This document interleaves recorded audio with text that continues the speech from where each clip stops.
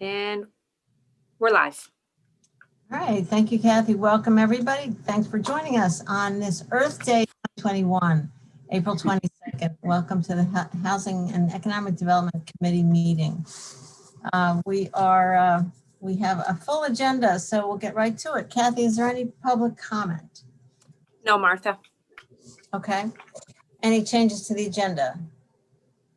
I don't think so. Okay. If I could ask for a motion on the minutes of March 25th. That's the first item of business. Moved by Annie, seconded by Henry Granison. Thank you very much. Any comments on the minutes? Kathy, I did have one thing. On the goals on packet page 21, it got a little confused. See under economic recovery, G, it says identify needs, tourism, workforce. That should be, childcare should be a third bullet and broadband should be a fourth bullet. Was the way it's actually discussed that way in the text. What page is that? Packet page 21. Oh, okay, at the top.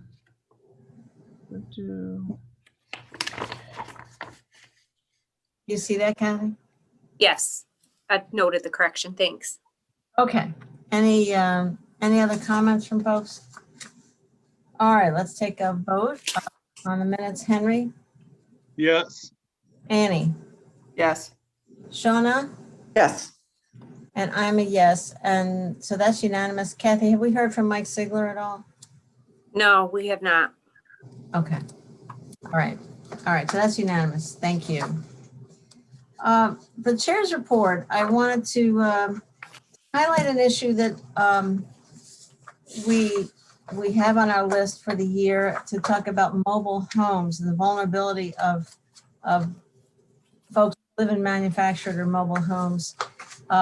And literally, as I was putting this agenda together last week, there was this NPR story that we had printed and copied into your packets. We have quite a few mobile home parks in Tompkins County, a number of them in my district, for example, but they're all over. And it is one sort of managed sort of way of people having affordable housing, but there are some real risks. And this is where this eviction is this story highlights one of their serious risks. So Megan McDonald and I talked about this a little bit, and I look forward to discussions further about it. There are a lot of limits on what we are able to do, if anything, about this issue. But I think at the very least, this is a step in becoming a little more educated about this unique situation. I wanted to mention that I've had a couple of conversations with Rich John, who is working with a number of folks, private folks, as well as agencies in the community, such as Finger Lakes Reuse, OAR, URO, Cooperative Extension, on something they're calling a Pathways Project, sort of intensive new initiative to help bring people into career ladders, into the workforce, especially, but not only, folks returning from incarceration. So as they get their proposal developed, we maybe, I invited Rich to come back to this committee at some point in the future when they have something to really share and propose to us. Wanted to mention that there was a really sort of interesting meeting, fun meeting of the Economic Development Collaborative. This is something that the IAED runs sort of every 4 or 5 times a year. They just pull together. Used to be a lunch meeting. Now it's just a Zoom meeting at lunchtime. But so it's a meeting of intermunicipal folks, private and public sector folks, planning. Katie usually goes, for example, on that surrounding economic development. So we did have a great conversation about the American Rescue Plan, what the kind of needs and priorities might be in the community, what some ideas are out there. So that's part of what Heather McDaniel and Gary Ferguson and Tom Knight will probably reflect on some of those ideas later in our agenda. So that meeting was last week. And then just one other thing, so often I try to clean up some files. And I had a folder from the 2017 Legislature Department Head Retreat. And it's a list of 31 priority actions. So I noticed in red, and this was a retreat where we really honed in on housing. If those of you are on the, actually, were none of you on the legislature in 2017? That's Nope. okay. All right. Well, maybe somebody will remember. So there was a department head retreat and the legislature department head retreat where we focused on housing and how the housing shortage affected all of our staff, affected our clients, affected departments in different ways. And then a number of priority actions, as I said, 31. The first one on the list, code enforcement. County takes on enforcement on behalf of municipalities to raise standards. So I just said, this didn't come from nowhere. So I just wanted to mention that. Some things move slowly in government, right? Yes, Martha. My neighborhood ward is also very interested in code enforcement. Okay. And I told them that we were looking into countywide code enforcement. All right, very good. And I do have, there may be some real opportunities with things the state is looking at. I did get the 2 reports that that CJ Randall had sent around. I will make sure we get time set aside to talk about this within a couple of months. So thanks, Henry. Glad to hear that. Do committee members have any reports? Any comments, any thoughts, questions? Martha, I just wanted to say that as far as, centralized or streamlined, however we can do, look at the code enforcement, that's something that I have echoed and thought that would be a really great thing if we could try and work on that this year. So thank you for keeping that on our radar. Good. All right. Every 4 years or so, we bring ideas back. Thanks, Annie. And you uniquely. I think Annie, you're uniquely qualified to really weigh in on this. So that's great. All right. Then transportation. Do we have? Was this ITCTC or was this Dwight? The next item, are we transportation agreement? I'm sorry, this is Jason Molina. Jason. Hello? Yes, the transportation agreement. Yes, yeah, Yep. there you go. The transportation agreement is, so basically the transportation agreement is an agreement that exists with the 3 underwriters, Cornell, the city, and the county. It is set to expire. It was the initial agreement that when TCAT became an entity that outlined underwriter responsibilities for the most part. It expires or is set to terminate October 9th, 2021. This October, we've had the conversations with both City and Cornell and would like to extend it for 1 year while we as underwriters get together to outline a successor agreement. What will go along with that is most likely the creation of a lease agreement with TCAT for the property, which involves primarily the city, but also the county. So this action right here extends the TCAT agreement for 1 year till October 9, 2022. And we have begun or will continue to meet in the near future on terms around what a successor agreement will look like. All right, I apologize, Jason, for my hiccup here. And of course, I knew well that it was not Dwight or ITCTC.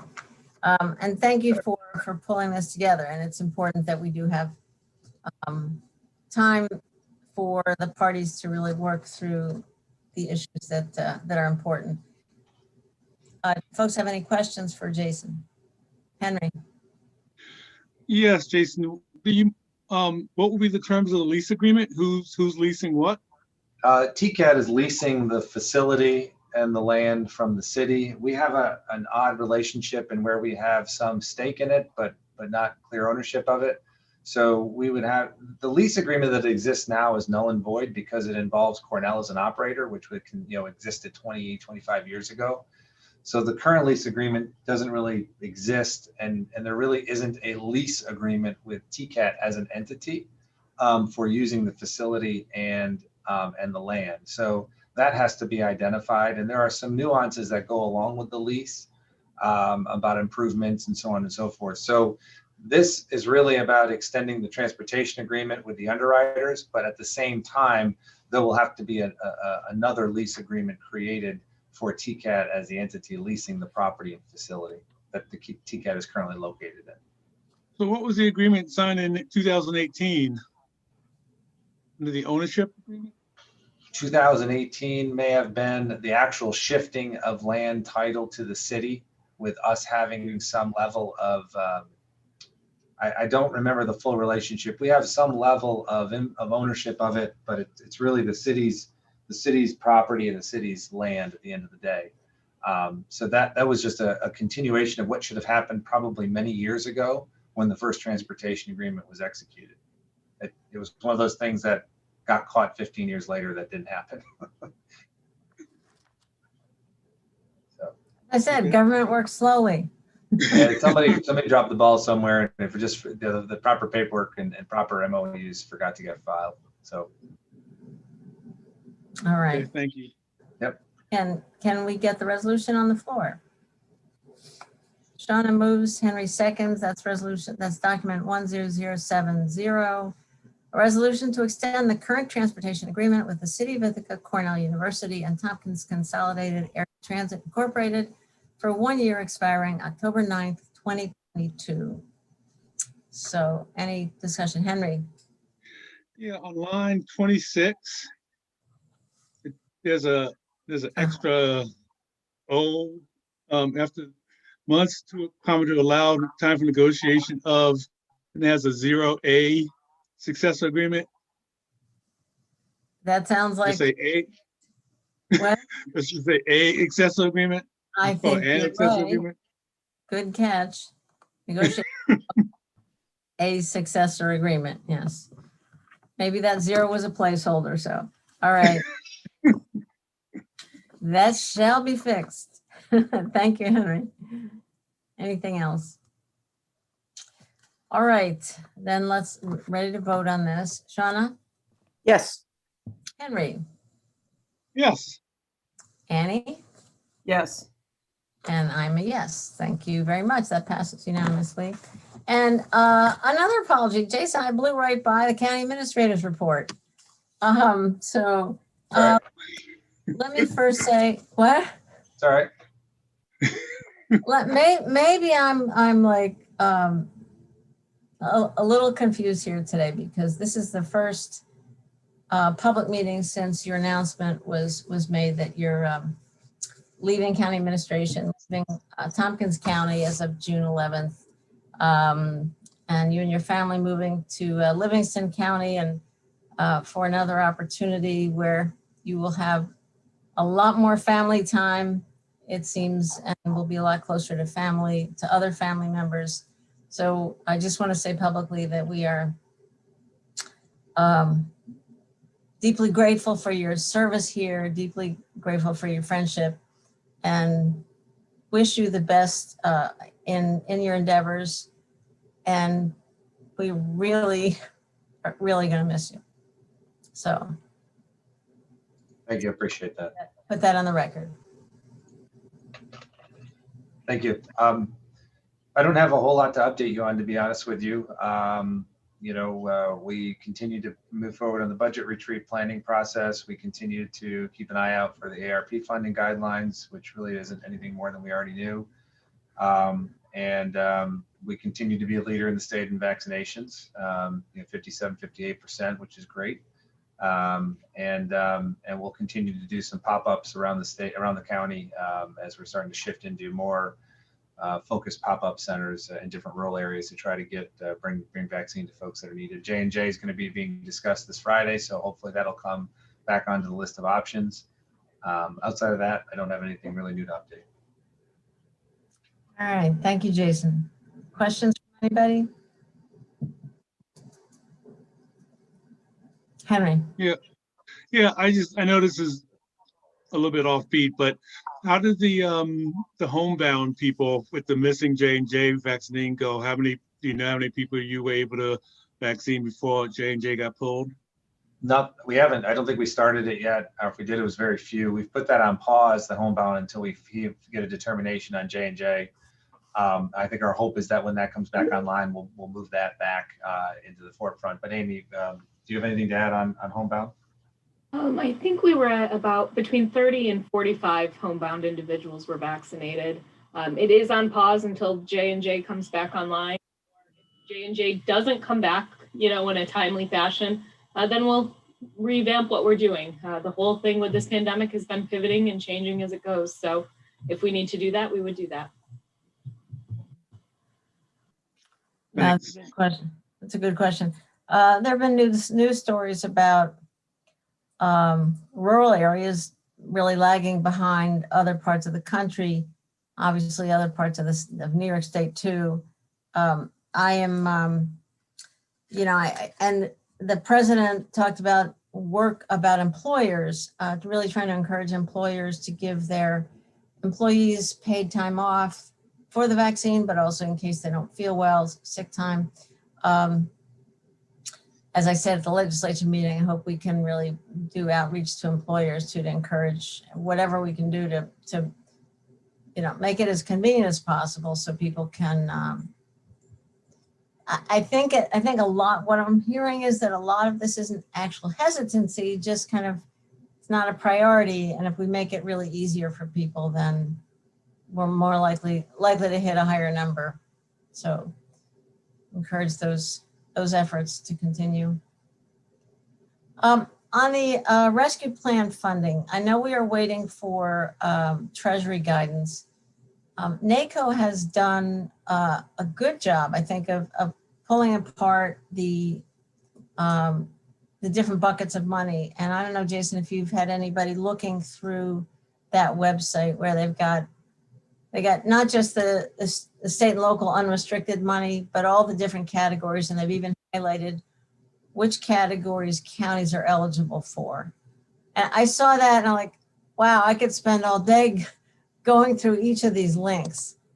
Has anybody on the staff had a chance to really dig into that? So we really know, aside from the state and local, the general unrestricted funding, are we looking at the more designated categories? We haven't spent a designated amount of time on it. No, where we've perused it, looked through it a little bit, but we haven't really spent a whole lot of time evaluating what's been put up there yet. So what is hi Mike, glad to have you. Do you have a strategy in mind? I mean, help us understand, because we're going to be talking about ideas later and needs in the community, but I'm not clear on how we would do this. It's not a typical budget process. I don't know either, because we don't have the guidance as to how and what the money can be used for specifically. So I haven't given a whole lot of thought until we have more structure behind what we need to think about and how we need to think about it. What I'm focused on right now is the budget retreat and understanding our need. And then understanding that what we do know so far about the aid and what it can be used for conceptually, and how that may be plugged into some of our needs in the general fund and across the organization as we move forward. So, I've been part of a lot of conversations about what everyone thinks the money should be used for. A lot of people have 20 million different suggestions on what they think the money can be used for. But I think we need to first understand what are the parameters how it's going to be accessed, what are the parameters that may be tied to it. And then, as I've said before, you have certain structures in place now that I would expect you to tap into rather than creating whole new programs. that you can probably find ways to distribute funding based on a set of priorities that the legislature determines at that time. So the first thing is understanding our needs as an organization, understanding what this funding can be used for conceptually, and then waiting to see what those parameters are, and then starting to plug into where you want priorities to be focused on. Okay. I'm hoping that understanding our needs, it does seem like, in what I've read and heard, it does seem like a lot of the funding will flow through existing channels, through DSS, for example, enhanced SNAP benefits. They're working on a system for the rental assistance, et cetera. So a lot of that nobody will have to apply for. It just kind of, well, individuals have to apply, but a lot of it will flow through existing channels. As we think about county government's needs and our community needs, which are not the same, I hope we understand what's available through alternative channels that could be funded, whether it's small business support could be funded over here instead of over there. That's the kind of nuance, I think, that the sooner we understand what's available, I think the better. And that'll be a way to get the money in the right places as soon as possible. So, I mean, it would be very helpful to really have a good understanding of what's available. Maybe we can bring somebody in from NACO to sort of walk through it. Or they're probably having webinars. I can look into that too. They've been a great resource, I have to say. So, all right. Any other thoughts from folks? Questions? All right. Thank you very much, Jason. Appreciate it. Thank you, Amy. All right. Do I see we are ahead of the game here? I see Megan McDonald. Megan, are you, and there's Katie. Hi, Katie. Well, Katie's box. Anyway. I hate these things, these black boxes. All right. Hi, Megan. Hi, Katie. Good to see you. Hi, great to see people as Welcome. well. A few things to update folks on. We had our first broadband kickoff meeting earlier this week. Henry was in attendance on behalf of the committee. The committee is formed through TCAG, so it's a subcommittee of TCAG focusing on broadband. They will be talking about it again today at their afternoon meeting. I thought the meeting went very well. The consultants did an excellent job laying out this study. I am even more excited about what the results of this study are going to be able to tell us, especially in light of all of the money that may be available to help with broadband. I think it was a great decision to move forward on this study so we understand it better. I wanted to let folks know we are deep in the weeds of trying to get 3 new people hired and on board in the department. And so we have both 2 senior planner positions that we are working on getting filled, one of which is housing, which would be helping with this committee. And we also have the Chief Sustainability Officer that we are starting interviews on soon. And then the last piece of information for you is that I wanted to let you know that thinking back to, remember the COVID rental assistance money, we took some of our CDBG funds and put them from rehab into rental assistance last year, recognizing that contractors weren't even allowed to be going into houses and there was a great need for rental assistance. At this point, we're looking that we probably are going to need to do a budget modification to move the remaining COVID rental assistance funds back into rehab because rehab is active now and there are emerging pots of money that can help and in some ways more easily help clients for the rental assistance. And we'll also need to do a contract extension to allow that rehab work to move forward. because that grant ends at the end of June. And so we need to make sure that all those pieces are in place. That's great. I mean, you're right. It was prescient at the time to do it. Went through a lot of work to make it happen. But it does seem like there are other resources coming in. Glad to hear that that rehab work is able to get started again. Do you have a sense of how many clients, how many people we actually helped with that rental assistance? Yeah, it seems from the stats that about 85 people are in the pipeline, and 56 of them have already received all their payments. That's great. Yeah.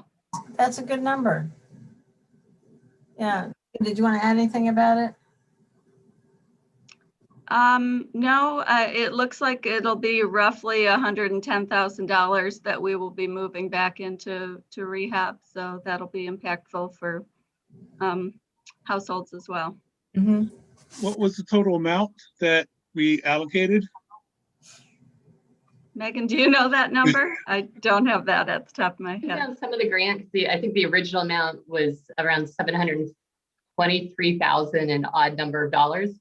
And we had committed up a portion of that before COVID hit, and then had reallocated over to the rental assistance piece. So we're down. We have had some rehab picking up these last months when we were able to start going back into people's homes. So we've been doing both programs simultaneously. So there's been rehab spending down some funds at the same time that rental assistance has been going on these last number of months. But we've drawn down all the money on the rehab side of the pot, but we still have clients that could use the assistance.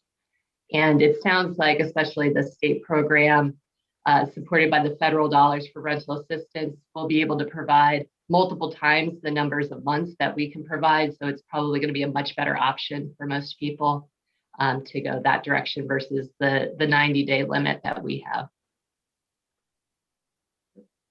Katie, did you say 56 people have gotten the full amount of aid they were eligible for, but in all there are 85? So that means there's 30 or so. About this, the numbers move every day, but yes, that's Okay. about the number. Mm-hmm. Okay, I guess when at the point at which we're ready to move move the money around, it'd be wonderful to have a summary sheet of those kind of stats. It'd be great to know. Yeah. So if somebody got our assistance for 3 months, but before I go ahead, committee members have any other questions? I shouldn't just jump in. All right, if somebody got our assistance for 3 months, but let's say they had 12 months where they couldn't pay, can they then apply for the ERAP funds for the other amounts? I believe so. Unfortunately, we're operating without full information as many things are these days. But I believe that's the intent, because the whole program is recognizing that people have far more months of back rent to pay than most emergency assistance types of programs like ours can typically support. And that's why it allows a whole lot more months of support, recognizing that that dollar amount puts people at risk of eviction when the moratorium ends. So I will say, because this is a public meeting, if anybody is out there and in the midstream applying for rental assistance, to still contact INHS, and we will make sure we're matching people up with the programs that best suit their needs and circumstances. And I will say INHS has been a terrific partner through this whole thing, obviously juggling all these different programs and pots of money. So we're lucky to have such a great partner in the community. That's great. Good to hear. Annie. I just wanted to say thanks for all your work on this, Katie and Megan, and happy birthday, Katie. Thanks so much, Annie.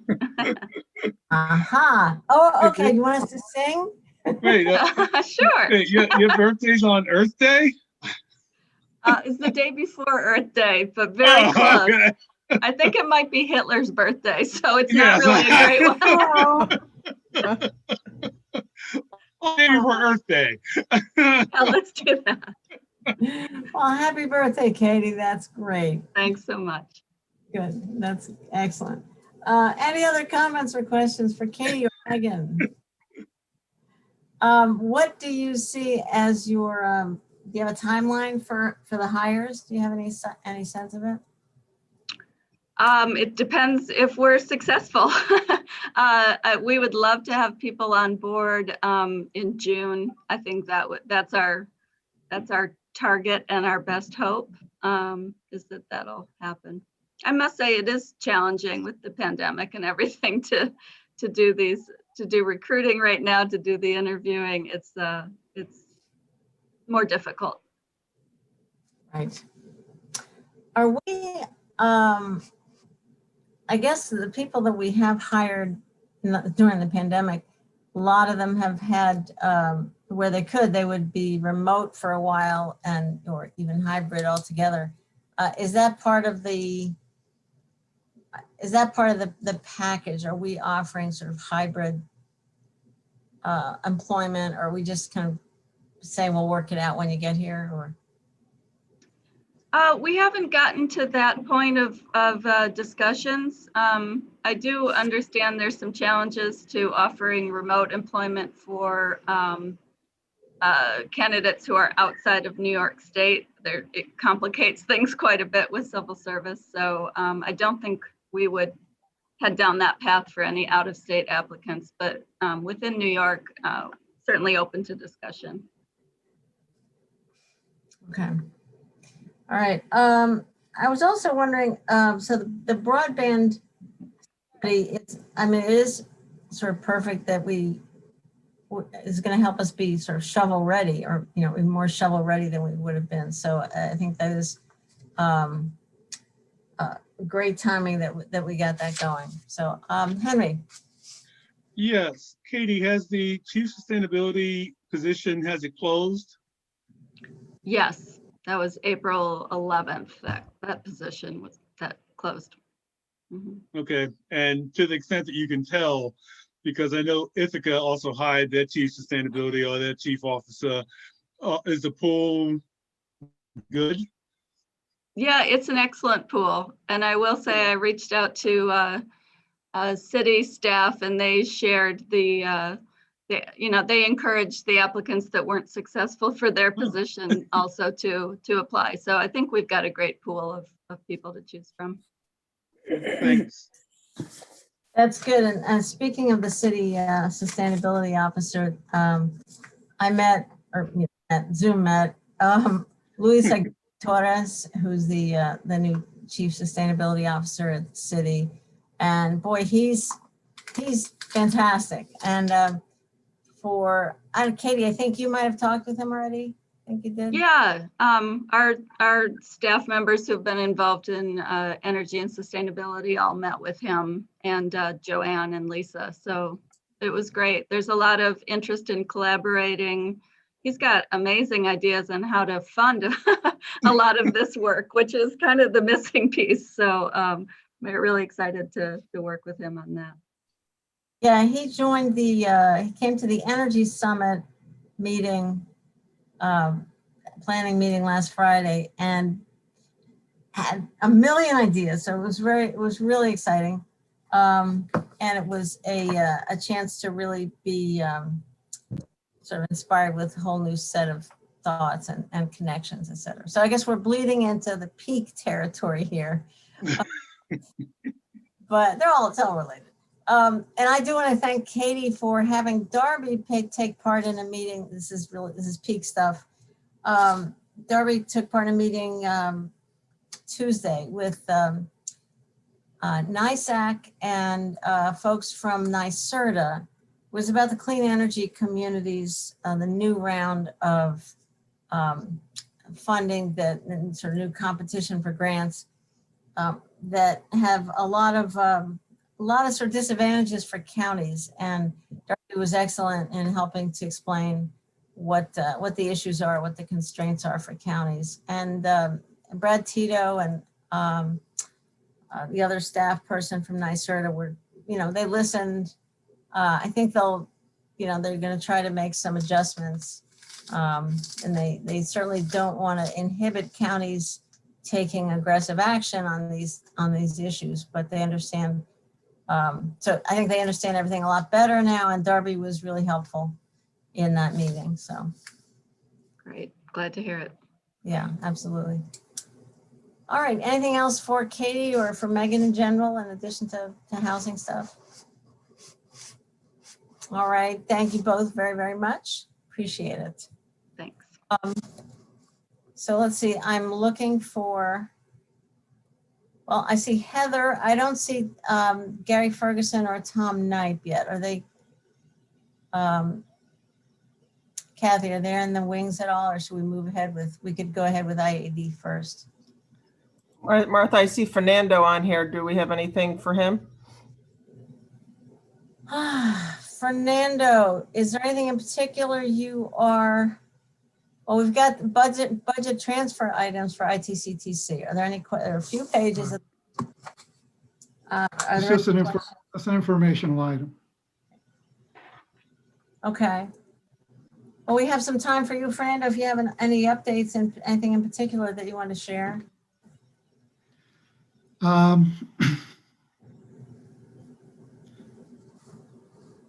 guess we continue to work with different partners in the community to try to provide options for transportation to vaccinations. That's something that's sort of been an ongoing effort.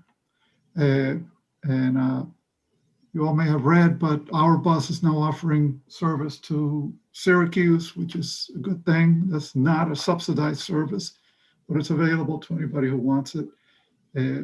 Of course, we're seeing more vaccinations happening in the county, so that movement out of county should be less and less as we go along.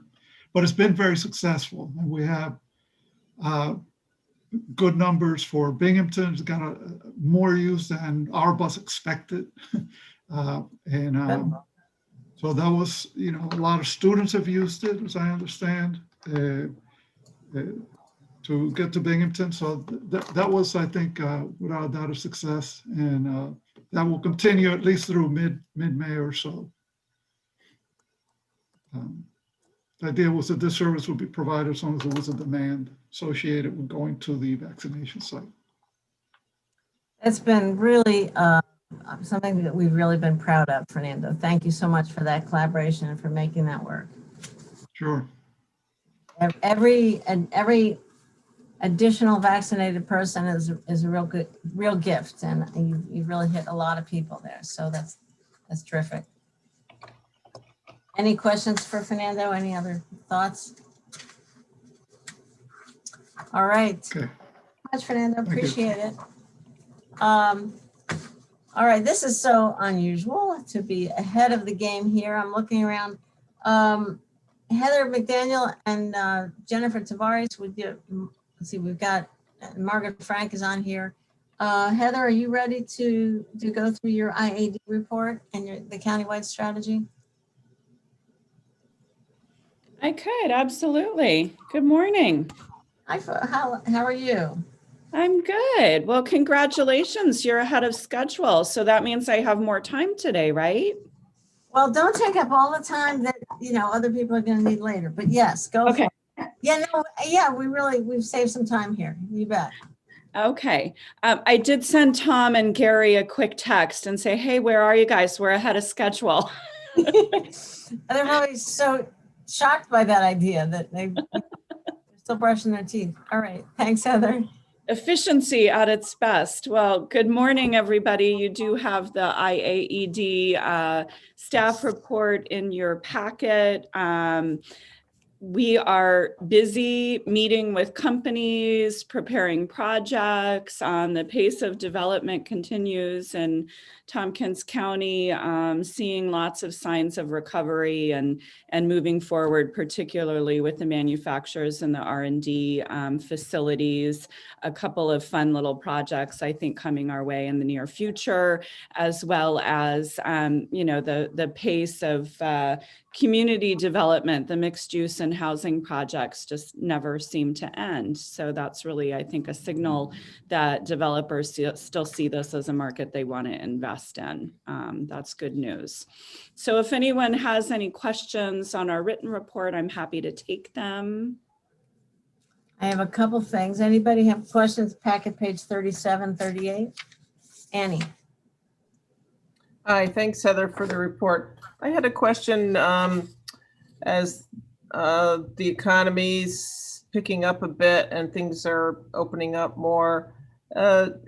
Any thoughts on a while back, we had at TCAT, we had a presentation on small business incubation. Any thoughts or talk about that recently? We've been working on a cluster business attraction and growth program that would include sort of startup companies as they're ready to phase into that next stage, as well as more established companies. Is that what you might be referring to?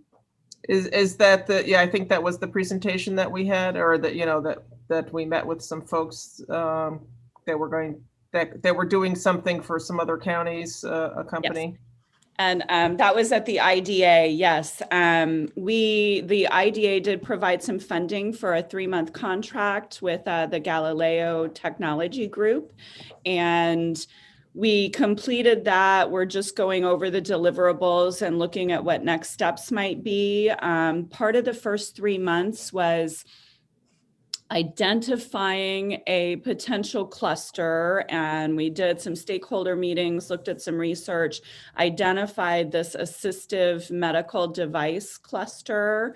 As we all get older, we all are going to need things like toenail clippers where we don't have to bend over to clip our toenails. Kind of, that's a good example of an assistive medical device.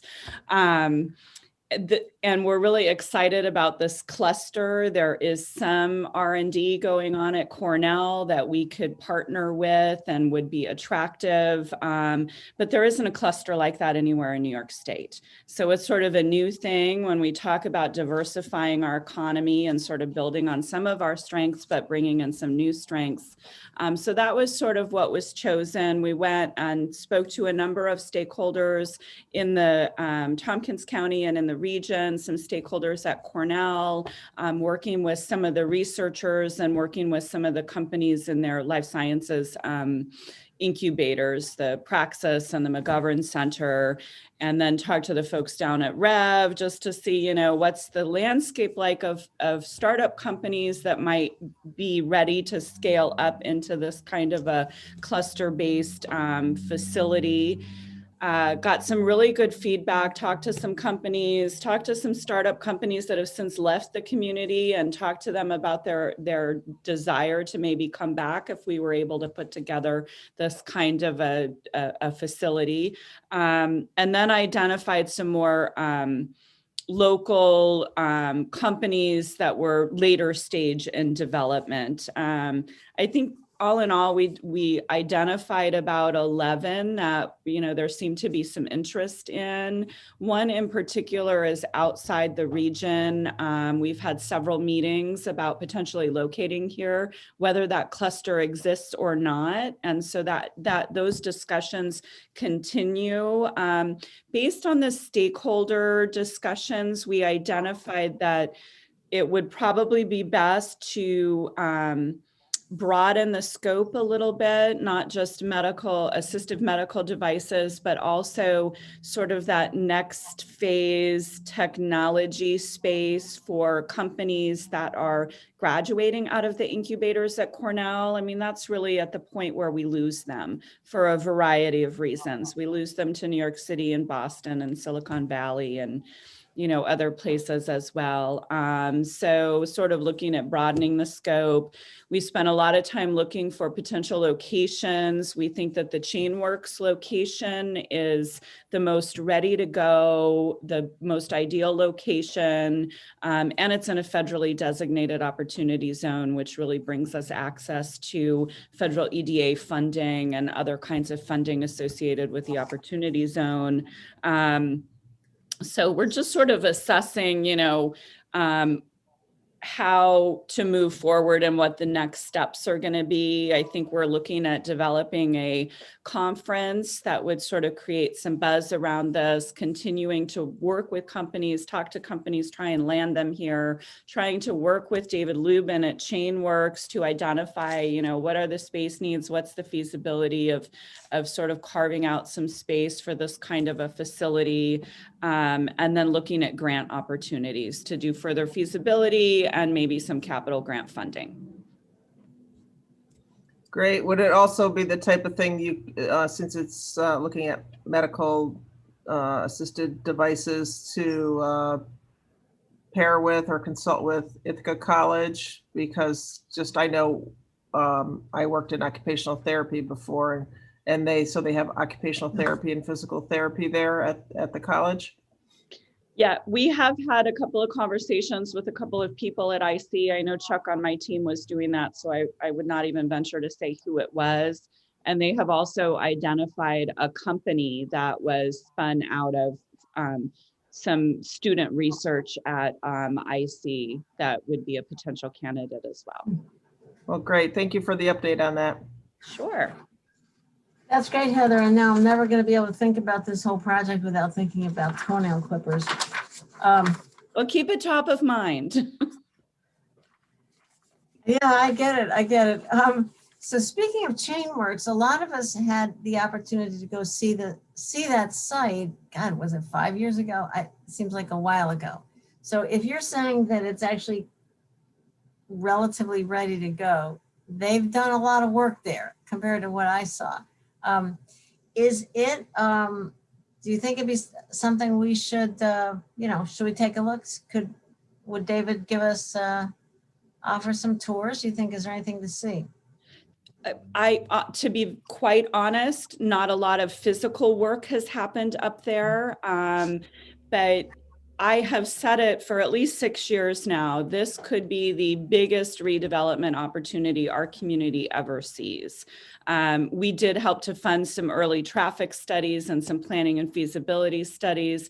David Lubin is still in the contract phase to purchase the land and the facility. One of the things that needs to happen, that we think is going to happen within the next 6 months, is that the DEC is going to sign off on the record of decision on the cleanup, which then will allow him to take title to the property and start to actually renovate, cultivate tenants. We have done a lot of work trying to identify potential tenants and working with businesses, but he hasn't done any physical renovation there yet. It's always fun to go up and ride around on the golf cart with Dave Lubin, though, and hear about his vision for the property. I do think that it's going to be a 10-year project once he takes title.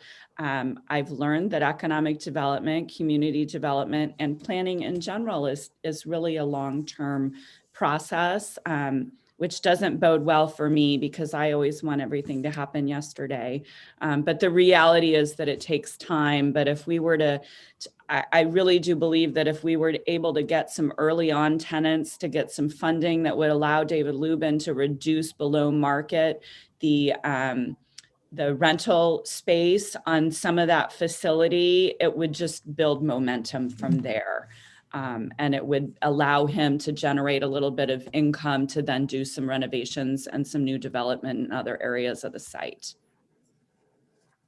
So the office building does seem like it's relatively ready to even move into. Is that what you're thinking about as the first? The office building could be the first building, building 23 or 24, which is a standalone building, could be another building as well.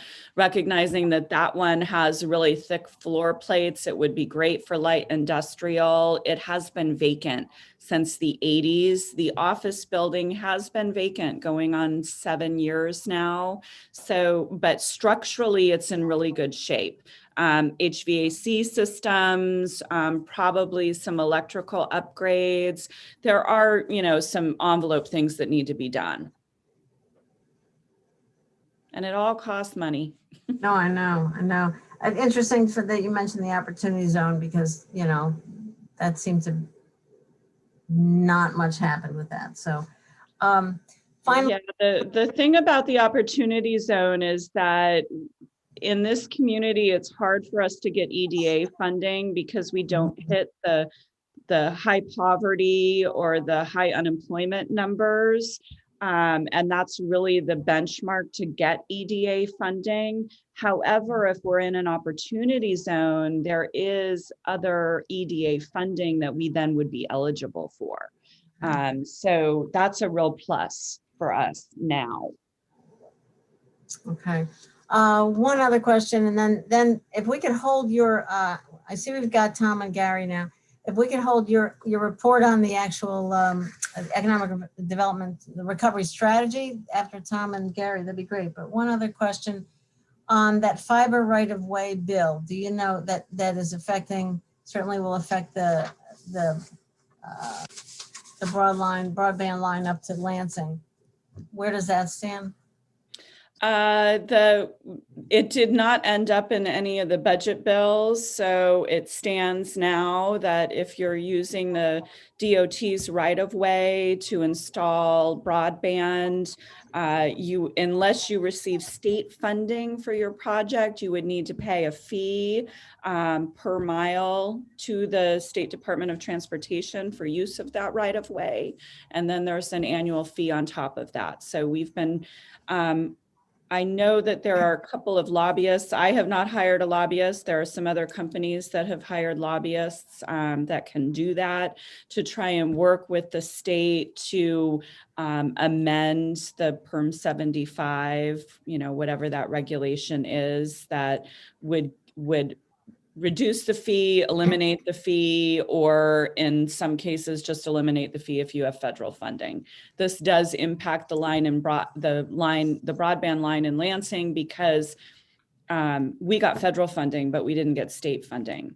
So my question lately has been, well, hey, maybe we could get some state funding for broadband. Yeah. I mean, it hasn't really gone anywhere now that the budget is passed. I guess we're hopeful that the PERM 75 legislation will be able to be revisited, but all those potential fees are in the budget. So I'm not quite sure how it works right now. Okay. We have a meeting with Assemblywoman Anna Kelles on April 30th. If you could put in your bonnet, if you could send us an update like that week so that we know what to say to her, so we know what the latest is and what the ask might be, that'd be great. She knows exactly where it stands. Okay. She does. I've had some conversation back and forth with her. I have tried to put the lobbyists in touch with her because they really want to be supportive and find a way to help work this out. Okay. All right. Terrific. All right. Thanks very much, Heather. All right. I'll come back to you. Let's go back to Gary and Tom Knight. Gary Ferguson from Downtown Ithaca Alliance. Hi, Gary. Hello. Economic Development with the City of Ithaca. I'm here, Martha. Good morning. Tom. Trying to start my video. It's not starting for me. I'm sure you'll see me soon. Okay, fantastic. Well, we wanted to give you guys a little bit of time to just talk through where downtown is and what's the landscape 14 months after this pandemic started. How many, go ahead and just tell us what's going on. What do you see, and especially what do you think the needs are? Okay, I think what we'd like to do is we put together about 7 or so slides that could help do that. So let me just put those up for you. Yeah. Thank you. There you go. And what some of this I think we'll try to be very careful because some of this ends up in Heather's strategy report as well. So I want to be sure we don't duplicate that. So we'll try to avoid that discussion to the extent possible. Okay. That's called resonance, Gary. All right. Well, let's see. I mean, I guess maybe the best thing to start with is really kind of talk through some of the when the pandemic hit, I mean, it really hit downtown hard. And it hit certainly there are certain sectors like retail, restaurants, and service business and entertainment disproportionately hard. And I know both the DIA and the city work, and for that matter, we had other partners such as the Chamber of Commerce and Convention and Visitors Bureau that all came together, collaborated, really under the umbrella of Heather's sort of leadership to try to put together a response. And here in downtown, I mean, we really kind of did a couple things.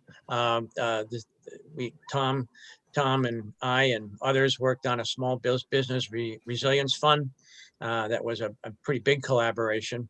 There was an Ithaca Promise campaign, in an effort to get people a little more familiar with and feeling safe to go into small businesses. And again, I think Jennifer Tavares and the Chamber really did an awful lot of work and help with that, as well as with the mask videos that were done, again, to give people some level of comfort.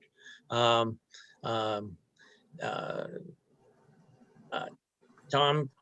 worked on an anchor storefront loan program. That was, again, a collaboration of a bunch of different efforts, and that provided some additional funding for a lot of our, we call them anchor businesses that really sort of have a disproportionate value on the street fronts of our community. The city was working with us, really did a marvelous job responding to the needs, certainly in the Restaurant Row area, and putting together what we called the streetery. And then a bunch of pickup parking, drop off and pickup delivery parking throughout the downtown area that we're keeping, even now, because it seems to make a ton of sense. Other things that we've done as certainly in the downtown focus, and I know Tom's done this citywide as well, is a lot of work on technical assistance to help our businesses navigate the different options that they had, whether they be local, federal, or state.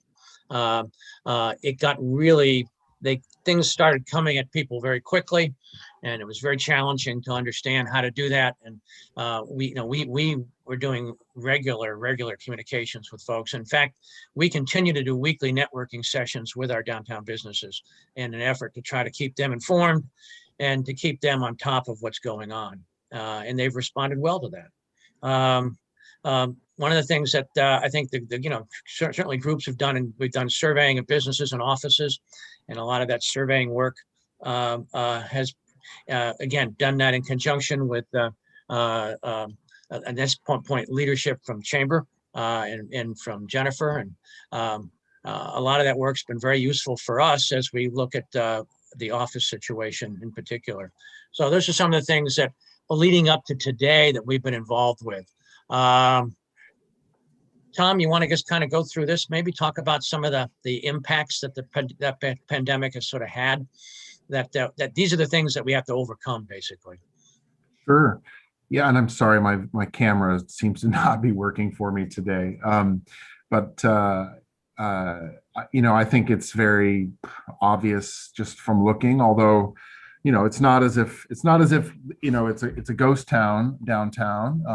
And I've loved just over the last few weeks really seeing even more activity come back, but retail vacancy has been happening at a higher rate than normal. And some businesses have been moving, downsizing, trying to save on rent. So that's part of what drives some of the retail vacancy, although there have also been some business closures. Boy, tough time to be in the bar business. We do have some coming back though. Office vacancy is another area. Obviously we're all thinking about the broader implications and long-term implications of the pandemic, and we've done some surveying work of downtown office tenants, and they're telling us that even after the pandemic is over, they're planning to come back in a hybrid kind of mode. Most of them, 95%, say they're planning on coming back in a hybrid mode. So on the one hand, that means that they do plan to retain a footprint. But what that looks like may be changing. We also, even before the pandemic, we had, Herald Square come online, which is a very large amount of office space right downtown, and the Bank Tower also completed their renovation. So a couple big projects came online, right around the time that we were experiencing the impacts of the pandemic. And so we do have office vacancies. And we're going to speak a little in this presentation about some thoughts about how to address that. Reduce foot traffic. The DIA has counters, so they're able to see, in an apples to apples way, what has happened. And wow, that just fell off a cliff for sure. And that has an impact. Of course, e-commerce has picked up. And the companies locally that had already started thinking about that and putting in place, some measures to do e-commerce. Many of them were able to pivot and do quite well with that. Those that were exclusively reliant on walk-in traffic, and they have been challenged with trying to push some of their sales to online, and so. That's, I think, one of those areas where it's not as if when we go back to, a post-pandemic period that goes away, right? I think people have gotten used to that. And it's been an acceleration of a trend that we knew was coming, but just the pandemic rapidly accelerated that. Engaging local lost patrons, we need to convince people to start coming back downtown. Visitation, leisure travel has started to return, but we also need locals to frequent our local businesses, and public events have an impact too. And obviously, we haven't been able to do those, and that's all of this has put financial stress on businesses and properties. And folks, there've been a lot of programs out there, a lot of people taking advantage of PPP, and those have been critical programs, and all the local programs we put together that Gary mentioned. But yeah, folks are stressed, and so we're working in lots of different ways to try to help them. Let's go to the next slide. Yeah. So see, here's some of the things that we're doing now that we're actually that are part of our and Heather will talk a little bit more about this, so I don't want to get too deep into this, but right at this moment, we're working on a mini grant program for cooperative marketing in downtown. We also have a pilot program that we're doing right now for mini grants and technical assistance, trying to help with online retailing, to addressing that problem that Tom just identified. If you're not online, you're in trouble, and a lot of our businesses are not, and so that's a real need that we have to address. So we have a pilot working on that right now. Construct, as well as dealing with the pandemic. Downtown is also dealing with the reality that we're going to have a major construction season, a major construction project going on, and one of our 3 primary parking garages, the one that probably serves the most visitors and patrons, is going offline this year. And so construction mitigation for this entire period is a real priority for us, and something that we're working. We have a whole plan and a whole set of activities to try to deal with. So that's happening on top of all this. And obviously, Tom talked about office vacancies. We do have an office recruitment program that we're launching right now in conjunction with the city. And again, we'll talk a little bit more about that. Pop-up retail is something we've been doing while we continue to seek permanent tenants. We are using some of those spaces for short-term pop-up retail. We have about 5 or 6 of them going right now. It's a great way, I think, for people to kind of test the waters, and for new people to kind of get their feet wet. And it provides something it provides, it really provides not only of some visual benefits to us, but also, real economic benefits as well. So that's happening right now. Tom, talk about what's going on right now from your point of view. Sure. Well, we received ARC funding with Alternatives Federal Credit Union and our local Small Business Development Center to replicate a program out of Albany that uses a character-based approach to providing capital to local small businesses, which basically, the goal is to expand access to capital. We know that, access to capital is one of the biggest challenges for small business, one of the biggest reasons for small business failure. And so that program, Lindsay Wolf and Kathleen Clark have been leading the charge and doing amazing work on developing an in-depth training program. There'll be an ongoing technical assistance program, and Alternatives Impact, the not-for-profit arm of Alternatives, has a fund in place to fund these loans, and the public launch will be coming kind of any day now, so you can start to look for that. It was called SEED, Small Enterprise Economic Development. That's the program from Albany, but we're rebranding it locally here, and so that'll also be announced very soon what the local name will be. And so that's really exciting. Small scale manufacturing program is something that we launched just about a month ago. We're working with a national consultant, Recast, and we'll be working over the next 12 months as a local cohort, if you will, of partners that includes the DIA and CREA and IAED, excuse me. And small scale manufacturing, our definition is, it's anything that can be replicated and packaged, and it would range from hot sauce to handbags to hardware. So a real wide variety of different products. We see this as a diversification, economic diversification strategy, as a way to bring and support more middle income job creation and expand ownership opportunities to more diverse business owners, as well as to develop the areas that we're focused on for this effort, which are the West End and West State Street corridor, in a manner that it enhances the vitality of that area, enhances the pedestrian activity, and creates opportunities for more local people who may be making something out of their home and are ready to scale. We want to put in place all the supports and the spaces that and if needed, make zoning changes, et cetera, to be able to support this sector. So we're really excited about that and thankful that we have the support of Cornell and the IURA to do that, and the participation of those partners that I mentioned.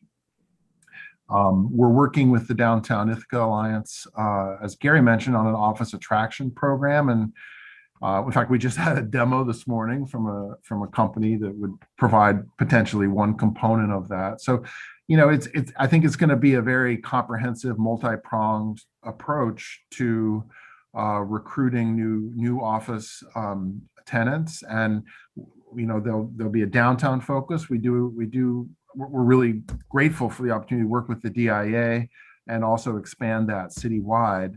And there'll be a searchable map-based tools to promote and find spaces. There'll be a very direct recruitment, lead generation, and follow-up sort of marketing and sales component. There'll also be a very direct sort of hands-on site selection aspect to it. So we're in the process of putting in place all the components of that. And, I think timing wise, what do you think, Gary, this summer, something like that for launch? Yes. And then finally, we're at the very early stages of developing a new local initiative around grassroots investment crowdfunding. This is another relatively new way of providing local small businesses access to capital. And we've been looking for opportunities to grow small business development among diverse owners, Black and brown businesses. We've been working with Block on this. We've been working with Local First Ithaca, Block being business leaders of colors. It's another alternative to getting capital to grow your small business on your own terms. And we're working with a group out of Maryland called the Maryland Neighborhood Exchange that's taken this really cool change in the SEC regulations that's come in the last few years that allows individual investors to invest very, very small amounts of money. So just regular local folks can now invest directly in local small businesses if they use one of these platforms. You may be familiar with platforms like WeFunder or Honeycomb Capital. This isn't Kickstarter, it's investment. And the payback is through traditional loan terms or future, portion of future revenues or equity. So there's a variety of ways of structuring it. We want to put together a program that helps to, supports businesses in taking advantage of this opportunity if it fits for them. So there's a technical assistance component to it, working with businesses. And then there's a local investor cultivation component as well. And we're working with a group that's done this on a local basis in Baltimore, who happens to have the lead person happens to have a Cornell connection. Her son's coming to Cornell next fall, and so she wants to help Ithaca. And so we're really excited to share more about that with you as it begins to develop further. All right, if just the last slide, if you can. Yep. wrap- Well, let me just finish up on this. Okay. Yeah, these are the you asked about ideas, for, things that we're thinking about for the future. These are what we've been doing. So among the things on the table that we're talking about that we'd love to probably chat more about in the future, staffing support fund. I mean, initiatives to really help employees get back into the workforce. A lot of these sectors, retail, restaurants, are really struggling to get workers back. And that's a real big need right now. We talked about the online retailing program, the pilot that we have, really expanding that, doing more of that broadly, not just in downtown, but maybe citywide and countywide. The idea of a shop local marketing campaign. We really talked about office attraction. We really are taking a real effort to try to. We have 120,000 square feet of vacant office space at the moment, and we need to make efforts to improve on that. Downtown in Commons Wi-Fi, free Wi-Fi to visitors, patrons, and workers. That is a program we're trying to get off the ground. We believe it would be very helpful. Looking at possibilities of downtown, greater downtown area retail food incubator type operation, a way to again provide startups for underserved populations. Tom and I are exploring this idea of innovation program district marketing or a network that could put together in conjunction with lots of different people around the community. And then certainly in talking with the chamber and others, idea of a business succession planning effort. We've had some success in downtown transitioning some businesses, but that's a huge need that continues, is going to continue as us baby boomers begin to age out. So those are some things that were on our radar screen that we're working, and we'd love to talk more about as time goes on. So This is terrific. Thank you both so very much. Probably want to take the slides down. So committee, comments, questions? Henry. Yes, Tom, can you explain more about the character-based lending program that you're running? Yeah, sure. I'd be happy to. And, if you want to do a deep dive, let's get Lindsay and Kathleen to come too. But the program will consist of I believe it's an 8-hour training that supports the owner with business planning, basically gets them kind of ready for financing. If they successfully complete that program, they'll be eligible for a special pool of loan funds that'll be kind of a revolving loan fund that Alternatives Impact currently has $250,000 set aside in that fund. They'll be eligible, the businesses will be eligible for loans of, I believe it's up to $25,000 that will, allow them to invest in the growth of their business. So that training program will be done online. That's one of the things that is kind of exciting, rather than requiring everybody to sit in a room together on a Tuesday evening every week. They're able to complete it when it's convenient for them. And so SBDC and Lindsay have put together the curriculum, and I've been hearing very good things about it. The initial pool, we started hearing even before the pandemic that a lot of businesses were having trouble accessing financing from traditional lenders. And that's because the lending decision is usually made on a basis that includes considerations of credit and collateral. And if you're a low-income person or a person that does not have personal wealth, which, by the way, includes a lot of entrepreneurs, who come from diverse backgrounds, then you're going to have a hard time accessing capital. So this is a character-based lending program. The underwriting decision is made on the basis of the strength of your business plan and the character, including the work ethic of the owner. So we're really excited about it. We're if we make more loans than is available in the initial pool, it seems likely that there could be additional funds available. The Albany program that did this had actually a pretty low default rate because they put together this robust training program, and then they also provided ongoing technical assistance. So SBDC will provide for 2 years ongoing TA to the business owner to help them be successful. Thank you. Sure. Any other committee comments or questions? I'm glad that Jennifer Tavares is here, and I wanted to just say that I know the Chamber has been an incredibly active leader and partner in these efforts and a lot of Chamber-specific efforts as well throughout the pandemic. And Jennifer, did you want to add anything in here? Do you want to get some time on next month's agenda? I open the mic to you. Yeah, thanks, Martha. Appreciate it. We definitely would welcome the opportunity to come back next month. We certainly have a lot of ideas and areas that we're working with the Chamber and CVB, some of which, as Gary mentioned, and maybe Tom as well, are in partnership with other organizations.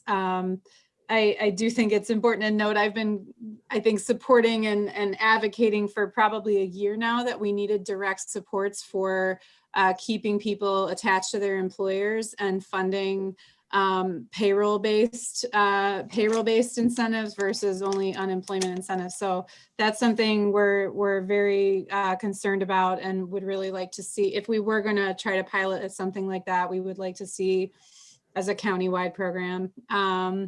There's a number of ways that we think we might be able to support extending some of these opportunities countywide, and that's really certainly important. That delivery areas for new and expanded programs are countywide.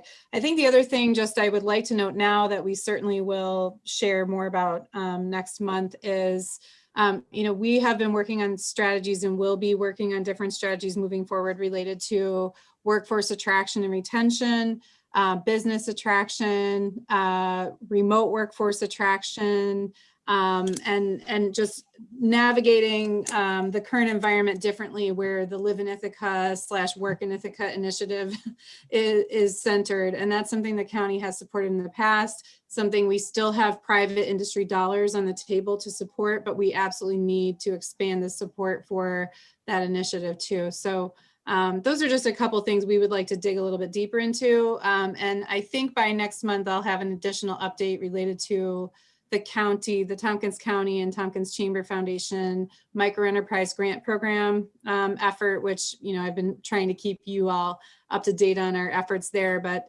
the pre-application was approved. We were invited to a full application, and that should be submitted, and it might even be approved by the next month's meeting, but certainly expect it to be on track by June. So CVB is also working on a number of initiatives, and I know Peggy would likely welcome the opportunity for us to share some more information next month.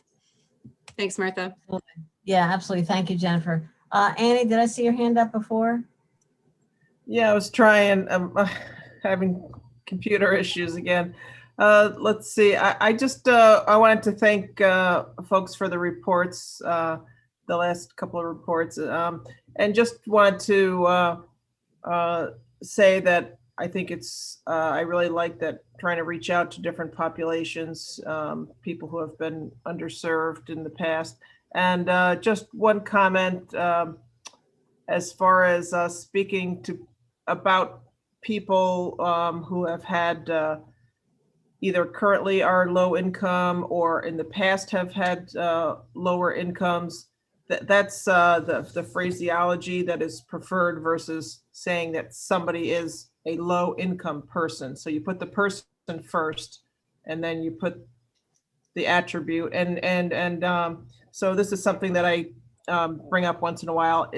And if we phrase it that it's a think about it, phrasing it as a temporary thing, because if we don't phrase it as a temporary thing, that, you know, kind of pigeonholes people and kind of puts them in that, you know, that they can't get out of it, you know, because for instance, I've been low income before, but I'm not a low income person. So just wanted to point that out. Thank you. Thank you, Annie. Good point. I appreciate that. I would also, I wanted to just mention, I think, and I'm really excited by the creativity involved in this, all the amazing collaborations, the creativity, you know, that all these ideas really express. I hope maybe all of this empty office space, let's figure out ways that they can be paired with people who are looking for opportunities and looking for ways to ramp up their own businesses, start their own businesses, et cetera. And so later, and after we go through the IAED slides next, I think we can talk about what are the parameters for how the county's funds can be used. That's why we've got Jonathan Wood and Frank Krupa to talk to us. But this is the kind of stuff where there are great ideas that are getting started. Are there ways that the county can help? And especially as we see the American Rescue Plan is 2-year money, not ongoing target money, but it's 2-year money. How can we really be strategic in how we use that? So thank you, Tom. Thank you, Gary, for all these initiatives. It's really exciting, great stuff. So Thanks all for right. the invitation. You bet. Anything else for any of them, for either of them or Jennifer? All right, well, don't go away, but let's hear from Heather next again. Thank you, Heather. Okay, Martha, how much time do I have? Yeah, no, where it's a little bit wonky here. We definitely have to get to 11:15 is where we get the Finger Lakes Tourism, the National Heritage Area. So let's say by 11:05 or so, it would be great. Okay, then you know me, I can talk fast. Okay. This is very much a work in progress. I wanted to share it and get some feedback. Can everyone see my shared screen there?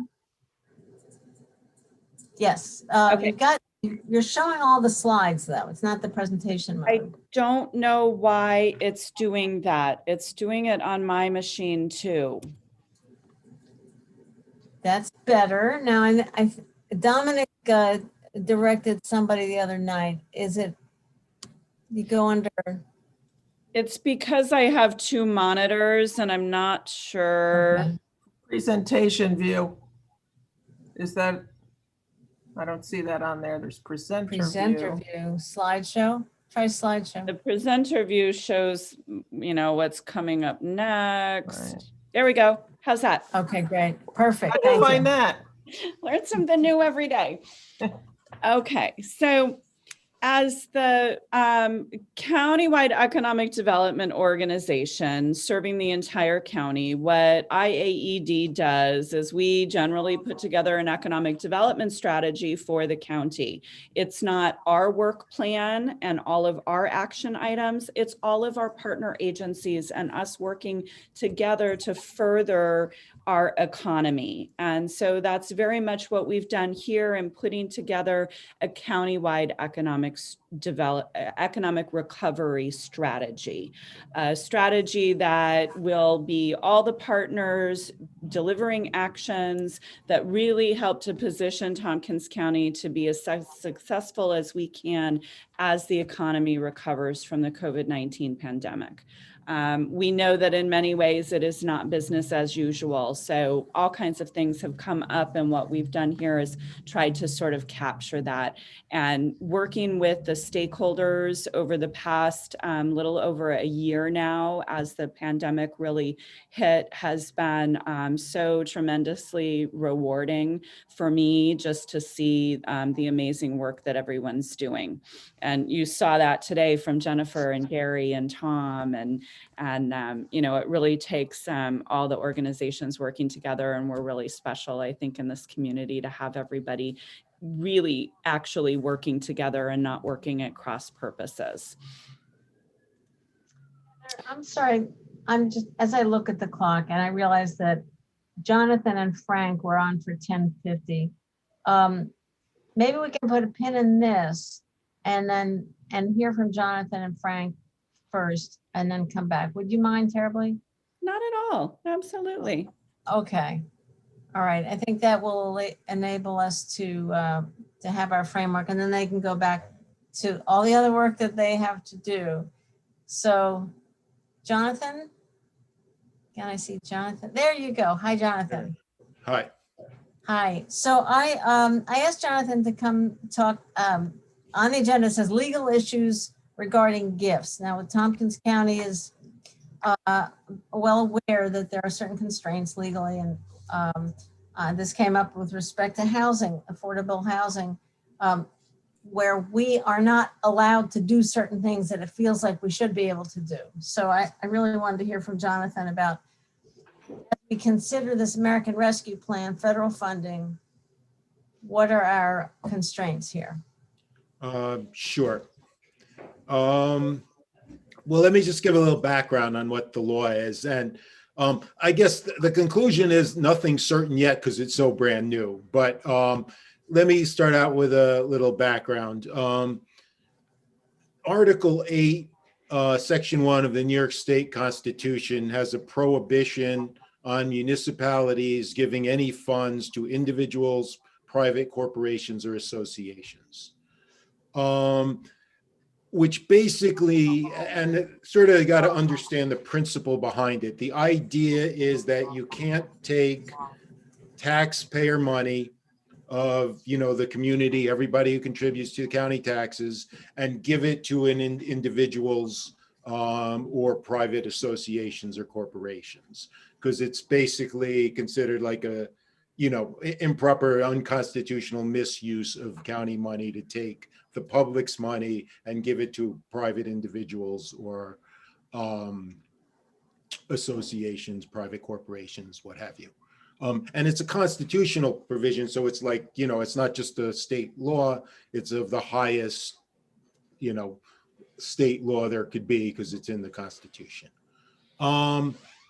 It's come up before when we have federal funds, for example, like Martha mentioned, housing. And it's always, in my opinion, not applied to them. But if you kind of understand, almost always in the past, federal funds have been designated for a particular purpose. For example, the housing funds is supposed to be for people for housing. So one is federal funds, but even perhaps more importantly, it's not the public's money. It's not, that money would not go to the public if not used for that purpose. It's given to the county for a particular purpose, and that is to use for housing. And that is true of almost all federal funds and almost all funds coming from other entities, that they're for specific purposes. And so it's not really taxpayer money. It's not like if it wasn't used for that purpose, it would go to the taxpayer. The Recovery Act presents something completely different and unique in that it is federal funds. On the other hand, those federal funds have a very broad use if you are to look at the possible uses. And one of the uses is, in fact, to lower the amounts of deficit, for example, that we've got from state sales tax or from sales tax. So yes, it's federal money. And typically you can say, well, federal money, that doesn't apply. But in every other case, it's always been federal money for a particular purpose and not go to the general taxpayer.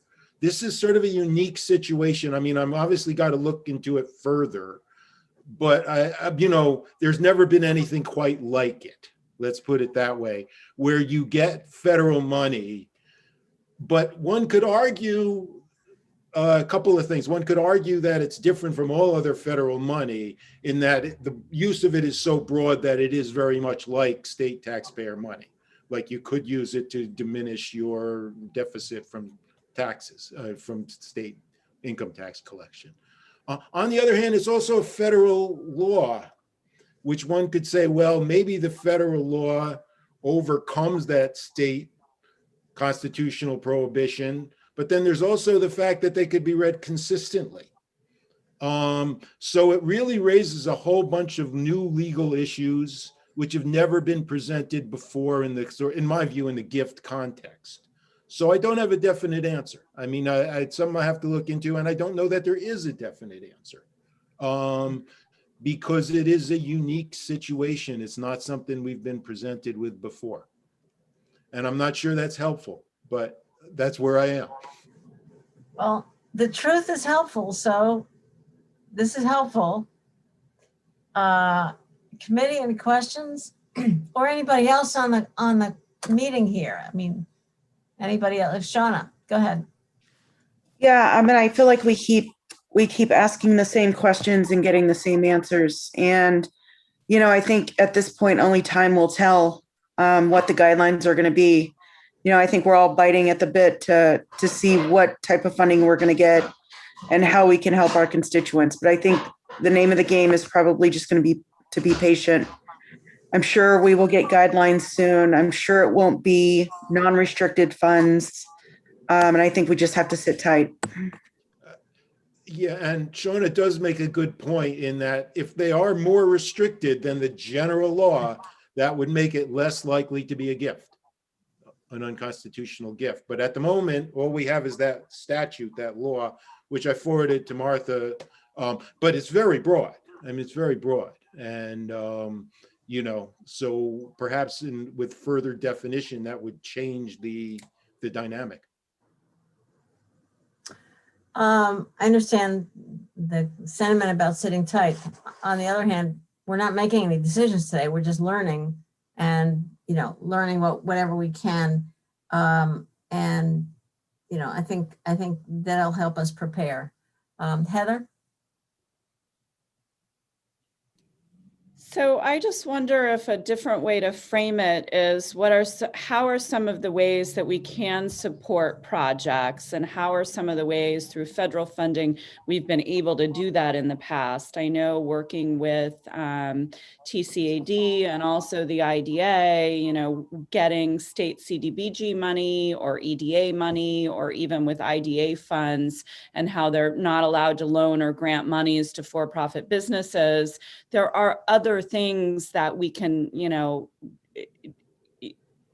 do to support some of those non-loans or grants, like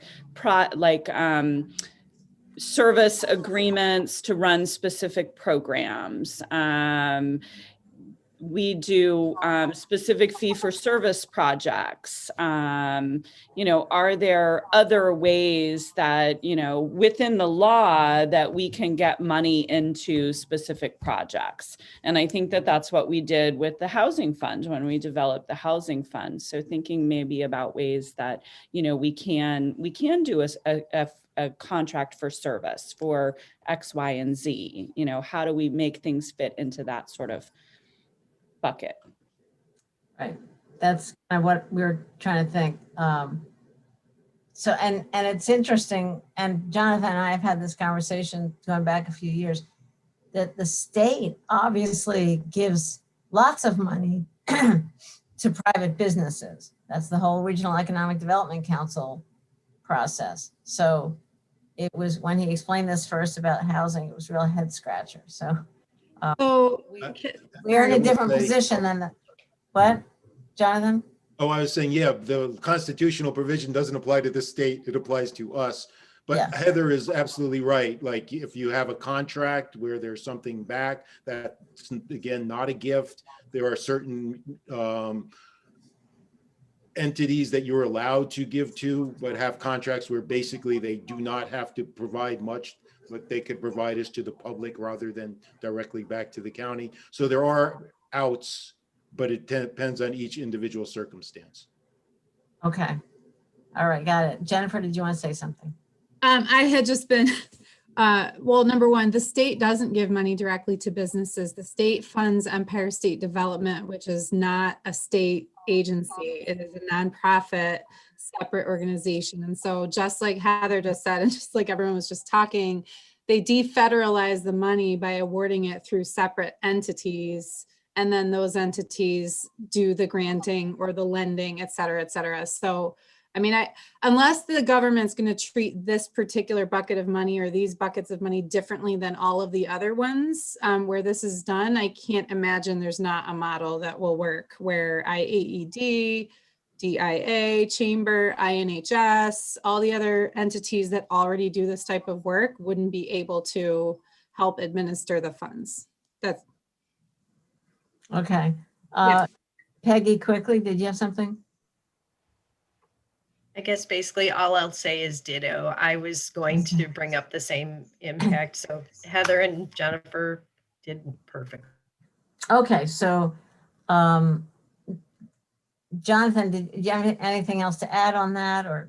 No, I mean, yeah, they are correct in the sense that, you know, you basically, rather than money go directly from the county to individuals or private corporations, there is a possibility, and we've done this others, where there's other organizations which get the money for which we are allowed to give money to, and then indirectly it goes to individuals. Again, the state is a little different from the counties because of the, you know, because of this constitution. But yeah, I mean, there are a lot of different possibilities to work through the constitutional limitations. Okay. Jonathan, do you think, is it premature for you to write up a memo that kind of says what we've just been talking about? Or do you want to wait until we get more guidance from the Treasury? Well, the more guidance, the more helpful it would be, I think. But Okay. I'm not sure when we'll get more. Okay. All right. Any other questions for Jonathan? Peggy? Sorry, I also in the American Recovery Plan, there are funds that are specifically called out for tourism only. So I do have additional questions, but again, we need more data. But then the other thing to think about is I would imagine in the same way that ESD or through the Regional Economic Development Council process, there is an admin fee that goes to the granting organization. I would think that that potentially could be a revenue stream directly back to the county by contracting with these other nonprofits. Is that correct, Jonathan?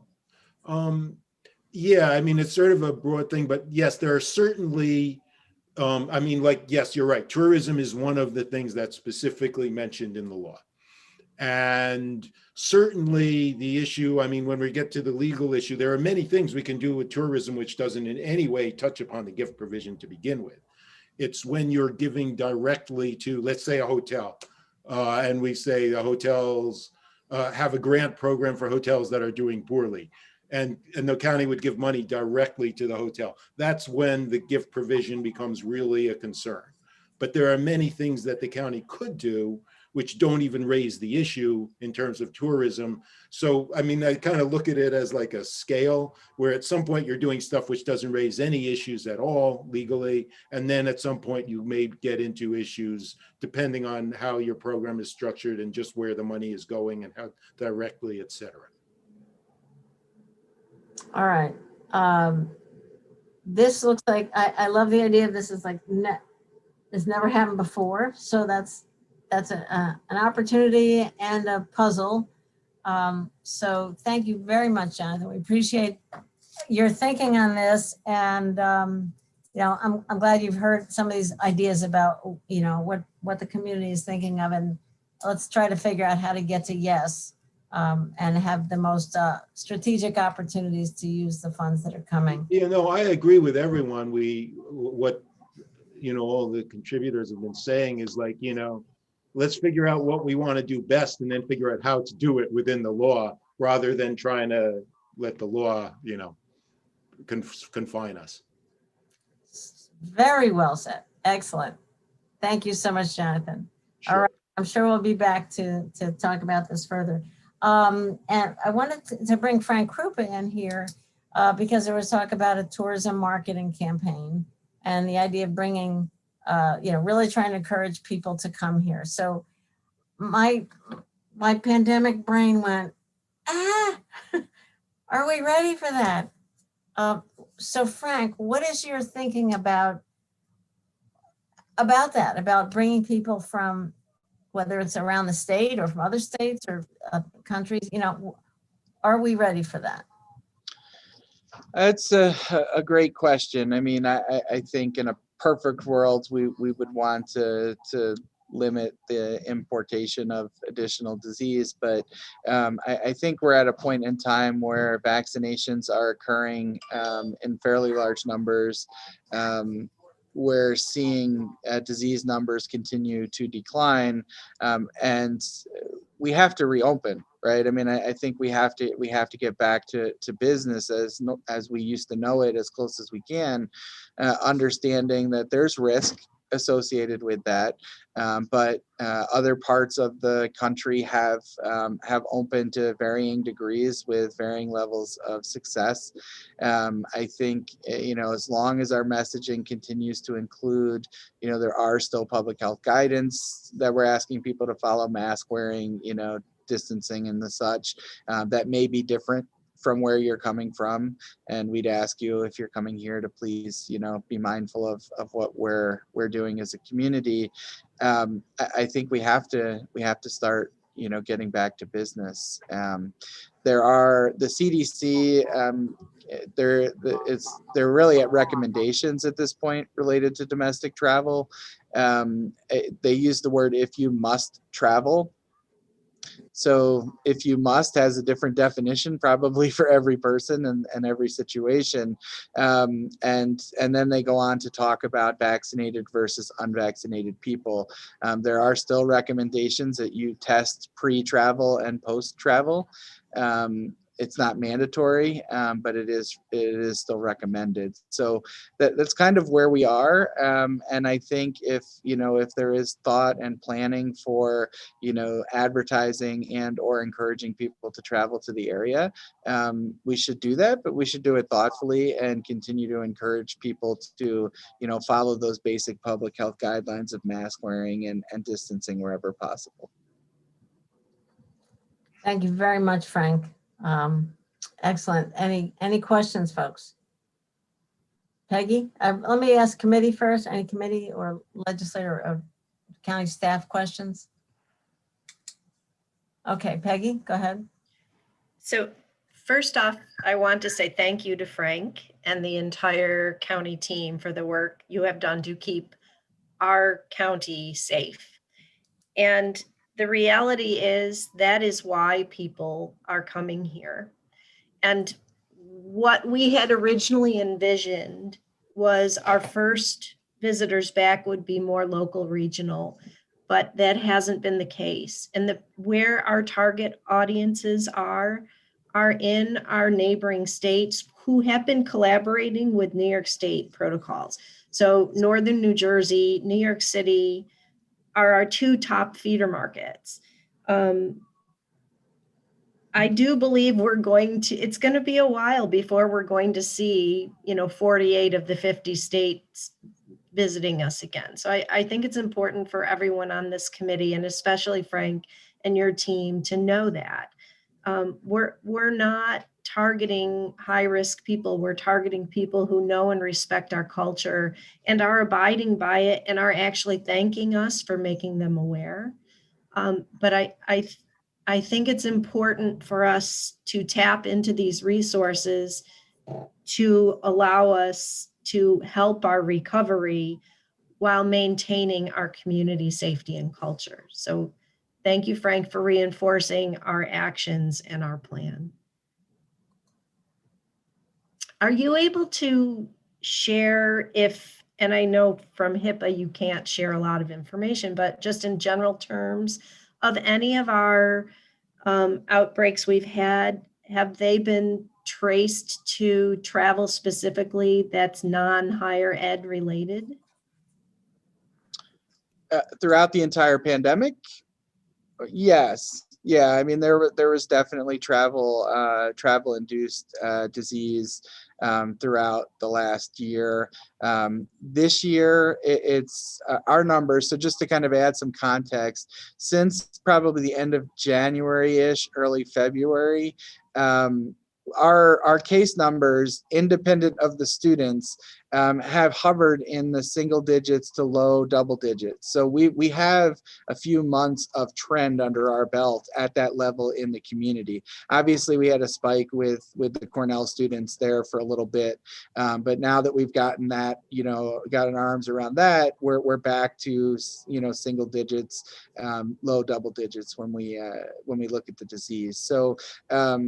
Our general community disease levels have been low. So that's the good news. To your question about travel, there's always a smattering of travel related cases in those low numbers, right? Folks maybe traveled for a holiday get together somewhere, or they went away for a vacation or traveled for business. We have seen that. Nothing, it's not like it's the only driver of disease. I will tell you, we're coming to the end of the 2-week period post the schools being on spring break. And so far, our numbers have stayed steady, which is a great sign, right? There was a lot of concern that as the students, particularly with the stage travel restrictions ending, right as spring break travel was going to start to occur, that we would see that. Now, we're not out of the woods. We've still got a few more days before those full incubation periods will have passed. But it does seem like we've, so far at least successfully, navigated the travel that folks might have done during the spring break time for the K through 12 schools. All right, we're going to have to move on in a minute, but go ahead, Annie. There's just one question in the chat, Frank, regarding the distinction between people here traveling outside or people coming here to visit. Any distinction that you've heard regarding disease spread? I think most of the folks that we would see are folks that have left here and then came back. If you're only here for a short period of time, chances are you're finding out that you were positive after you left New York to go back to wherever you were going to.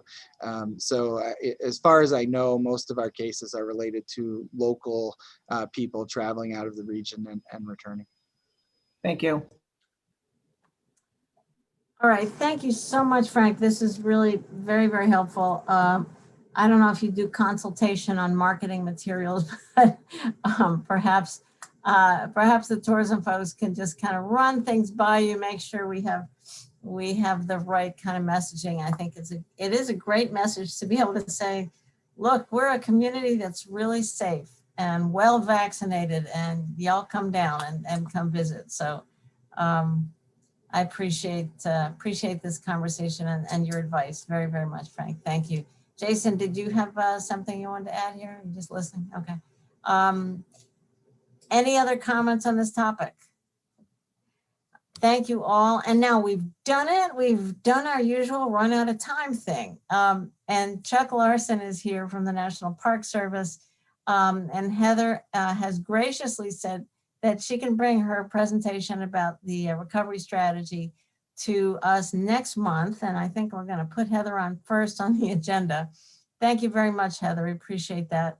I know these conversations are going to continue to evolve. So this is, it's really important that we take this time. So thank you very much. Chuck, welcome. This is Chuck Larson from the National Park Service, working directly on the Finger Lakes National Heritage Area project. And we're delighted to have you. So I'll turn the floor over to you. Well, hi, thank you everybody for having me. I know I'm reaching the end of your meeting, so I'll be as brief as I can when I share this information about what's going on. I'm going to see if I can get you guys to see my screen. I think you can. Did that work? Yes, looks great. Okay.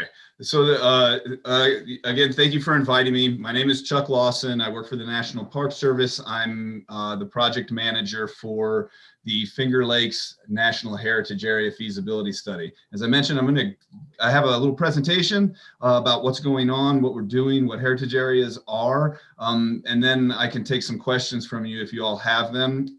I'm going to go fast, but I would like everybody to know that I'm doing a more in-depth, longer version of this presentation next week. And if anybody wants to be invited to that, to hear more, you'd be welcome to come, and I can share that link to folks later. That'd be great. Thank you. So, like I said, brief presentation. Overview is I'm going to share information about what national heritage areas are, what feasibility studies are, what they aim to accomplish. And throughout the slides that I think you guys have for this presentation includes a bunch of links where you can follow to get more information about the NHA program and this project, and also links to how you can comment and provide comments back to the study team, which is really why I'm here. We're in the comment period now. All right, so what is a national heritage area? There are 55 existing national heritage areas in the US. Each one of them was created through an individual federal legislation passed by Congress. They are designated as places where natural, cultural, and historic resources all come together to form a cohesive and nationally important landscape. Through those resources that exist inside of them, NHAs National Heritage Areas tell stories that celebrate our country's diverse heritage. They are lived-in landscapes. As you can see on that map, some of them are quite large. So consequently, they are managed by local coordinating entities that collaborate with the communities that are inside of them to work together to determine how to make heritage and heritage preservation relevant to local interests and needs. The second bullet on here is very important. National heritage areas are not national park units, but rather the National Park Service partners with them to provide technical assistance, particularly in the world of historic preservation. And then the Park Service also distributes federal dollars to the management entities, the coordinating entities. But the Park Service does not assume any ownership of land inside of a heritage area, nor does it impose, or there are no federal regulations or land use controls of any kind that come with a designation. A little bit more about them. The idea is that the designation recognizes the national importance of a unique region. The legislation that creates them also creates that, identifies that local coordinating entity. They manage the activities of the NHA through partnerships, and the federal money that they receive has to be matched one-to-one, and that's usually via those partnership projects that they work on. The funding varies, but typically a management entity will receive between $150,000 and $750,000 in federal funds in a year. What kind of things do they work on? Heritage areas basically leverage those federal funds by matching them with partner resources in the communities that they work in to promote historic preservation projects, economic development projects, especially associated with heritage tourism, natural resource conservation projects, recreational opportunities, trails are big, and education and interpretation programs.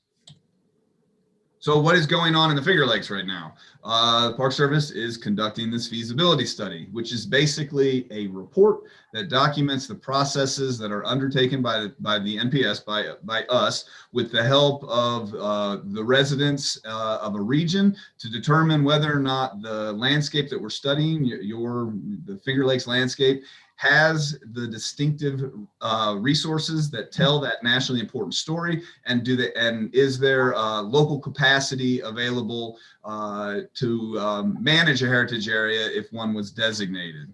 The process for conducting the study is laid out in the evaluation of 10 specific criteria. Those criteria are pointed at 2 basic questions. The first one being, is that unique nationally important story being told in the study area, and can it be experienced by the public? And then secondly, is there public support for the idea of a National Heritage Area designation and for that organization that would be poised to manage it if it was created? Why are we doing it? The short answer is because Congress told us to. The Park Service doesn't do these on our own. In 2019, Congress passed the Dingell Act, which had a provision that directed the National Park Service to examine the 14 county map that's on the screen right now, to consider whether or not that unique nationally important story is there, and to catalog the resources that would support that nationally important story and could be experienced in some way by the public. This is an important thing to note as well. Our work, this project, will result in findings that will be delivered to the Secretary of the Interior, who will prepare a recommendation to Congress. This work will not create a national heritage area, nor would it stop the creation of a national heritage area. That designation has to come through new legislation. Basically, the report is information to Congress that they can choose to act upon or not act upon. The timeline. We've been working on this since late 2019. In 2020, the project team, which includes people who are local in the Finger Lakes area, all National Park Service staff, in my office in Denver, Colorado, also in the regional office in Philadelphia, and in our Washington office programs. We were all going to come last year. Obviously, I heard what y'all were talking about on the last call. I'm sure everybody's been talking about it all year. That didn't pan out because of COVID. So in its place, we held a series of 14 focus group calls, county-based. Those calls included local historians, education specialists, natural resource specialists, tourism promoters, and recreation specialists. We asked all those folks to share with us, what the unique stories of the Finger Lakes are, and then also to tell us about the places that are there that represent those stories. We used that work from the focus groups, as well as academic research, to develop a historic context document that includes draft themes. And those themes you could be kind of looked at as the early version of what those unique nationally important stories could be in an unevaluated fashion. And then the document also includes a long resource list for the Finger Lakes of places that could potentially represent those themes. We are asking the public right now, we are in the public comment period. We are asking folks to look over that document. It's in draft, and tell us, consider what we are telling you that we know and understand about the Finger Lakes, and get the public to tell us what we may have missed or what is most important about what we did discover. And we're asking for, in addition to that review and comment on that document, we're asking the public for comments associated with the support for a designation or concerns over the designation of an NHA. The comment period closes June 1, and after that, we're going to take what we've learned to draft the study for the Secretary's approval and presentation to Congress. The final report, like I mentioned, will evaluate all 10 of those criteria, but they're sort of summarized in these 5 buckets. The first 3 on the screen are more or less based on what we hear back on that evaluation of that material that's under review. They're looking at, does the landscape have these resources that tell this story? Are there opportunities for the public to experience those resources? And if an NHA existed, could they improve those opportunities? And then are there ongoing customs and traditions, lifeways that are still present in the Finger Lakes that also tie back to that nationally important story? And then the other 2 buckets on here are things that we absolutely have to hear from the public to answer these questions. Does an organization exist that has the capacity to manage a heritage area if it was created? And is there public support for that organization? And then is there general support for the idea of a heritage area? And also, are there governments, organizations, individuals who have demonstrated that they would like to work with a heritage area and with a coordinating entity if a heritage area was created. This slide is in here, so you'd have the link to the NHA program to learn more about everything that I just talked about. And then this is my last slide, which is probably the most important one. It includes the links to this first one, this story map, which provides information on our study, the process, and links to everything that we know about the Finger Lakes. The context document that's drafted and under review is here at this link. And then general access to our survey questions for the public can be gotten to through this park planning website here. And then the last thing is my email address, which is an excellent place to send questions, requests for me to do more other presentations. And then also, this is a good place to send letters from like organizations, resolutions, stuff like that, ideas about commitments, in whichever way people are leaning.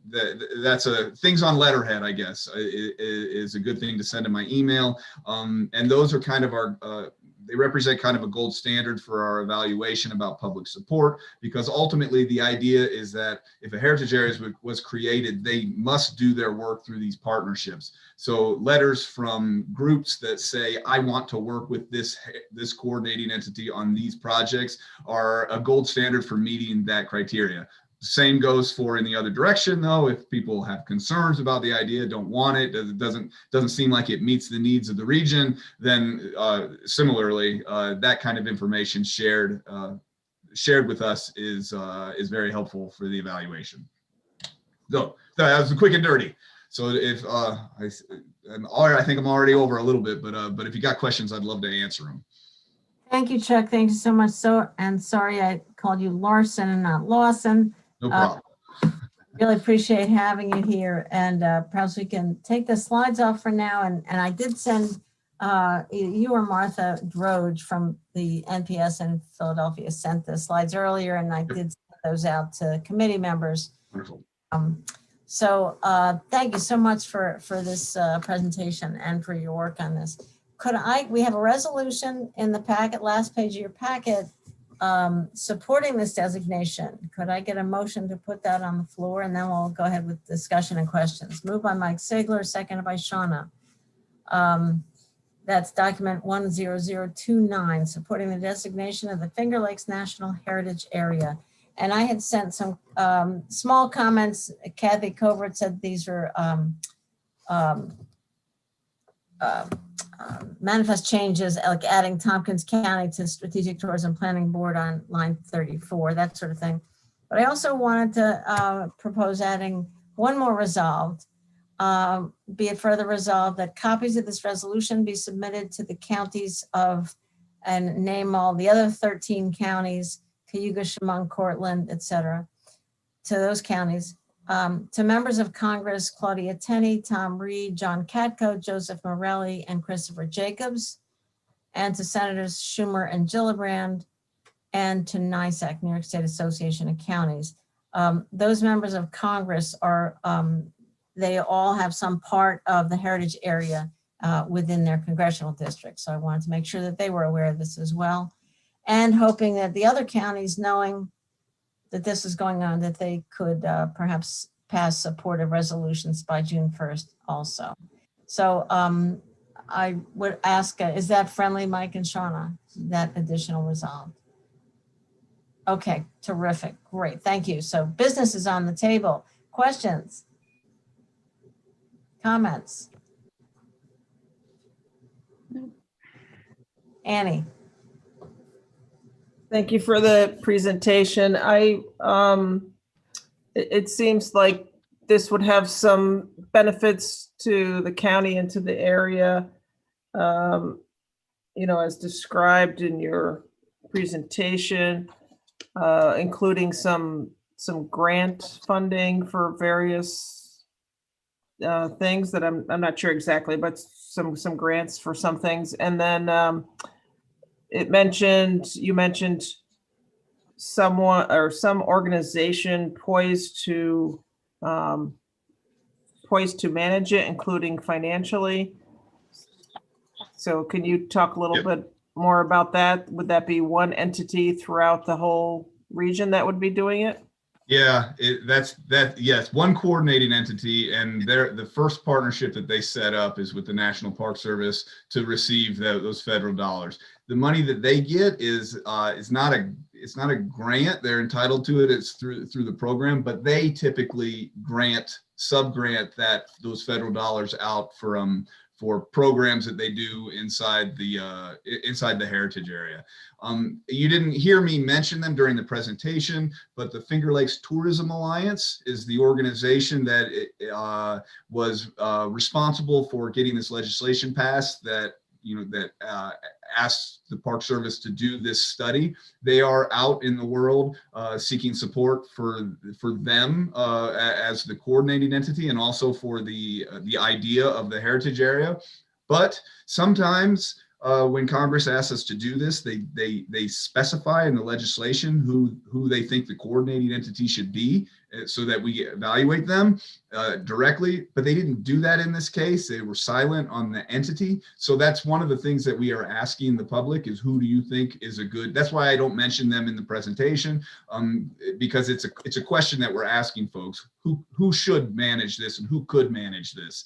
So we're open to evaluating other organizations, but they are absolutely being evaluated. And that, as I mentioned, that presentation that I'm doing next week, if you wanted to hear more, is hand in hand with them, and they are collecting resolutions and things like this, like what you guys are doing. They're promoting. I am neutral and just want to hear what people have to think. But they're they exist. There is an entity that is potentially poised to do it. And that's Thank line you. 28 of our resolution. And then that whereas talks about so.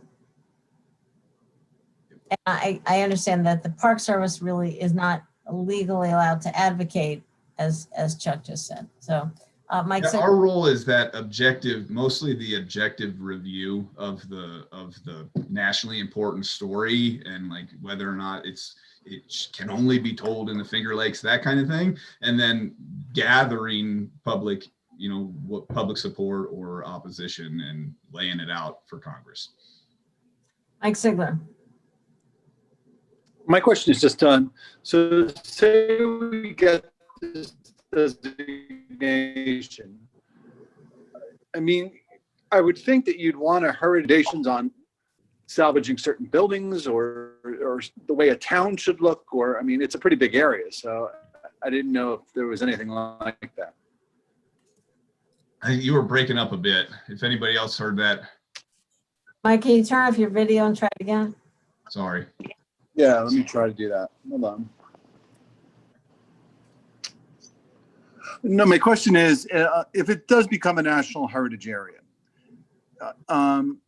is there any kind of guidance from the federal government of what certain things should look like? Like, then when we want to go to preserve a building, should the building look a certain way? Should the town look a certain way? Should they adopt certain building codes in certain towns or things like that? That's a great question. I'll start my answer to that question being like that like I said in the presentation, there is no regulation, there's nothing that comes with the designation that demands that anything like that happen. There's no change to private property rights, nothing like that. But I think maybe you're also getting at the technical assistance relationship that a heritage area coordinating entity would have with the National Park Service. I mean, like the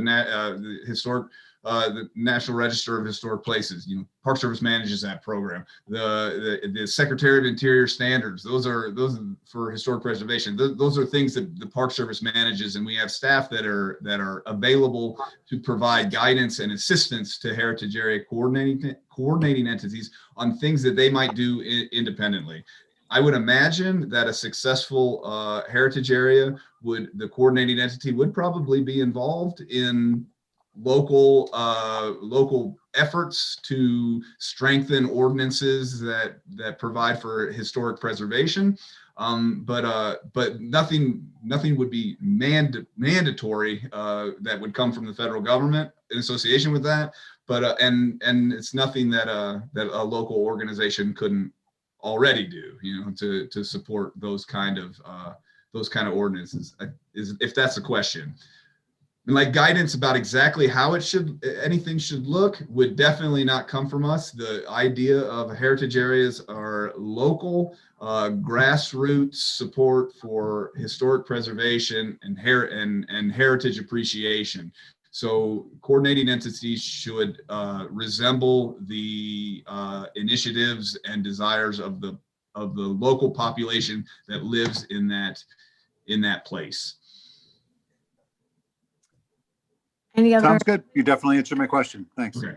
Great. Okay. Thank you, Mike, very much. Nick Helmholtz, Chuck, Nick is the staff tourism director. Nick, did you want to add some comments on this? Sure. I can just give a little brief background of where this is with regard to STPB, which is our Strategic Tourism Planning Board. We had a presentation from Cindy Kimball at the March board meeting, which was very enthusiastic. Okay, go ahead. Who is Cindy? Cindy is with the Finger Lakes Tourism Alliance. Okay. And she gave, a history of the project and how it's all come together. Mentioned a lot of similar overlap with what Chuck has presented here today about giving background on what National Heritage Area designation means and what other examples exist around the country. And I'll say the board has been very enthusiastic about that. Spontaneously decided to advance a motion to recommend that this designation be supported at the county level and to support it through a letter from STPB. I think it's something that, as from a tourism angle, we see a lot of benefit here. We're happy that there's national recognition for the, really important stories that are happening in our region, and want to see this move forward. So, I think that's just a little bit of the background from our perspective. Thank you very much, Nick. That's very helpful. And I see Peggy Coleman from our CVB has noted in the chat that Carol Cameron, our historian, was involved in the focus group here, and we're really glad for the involvement.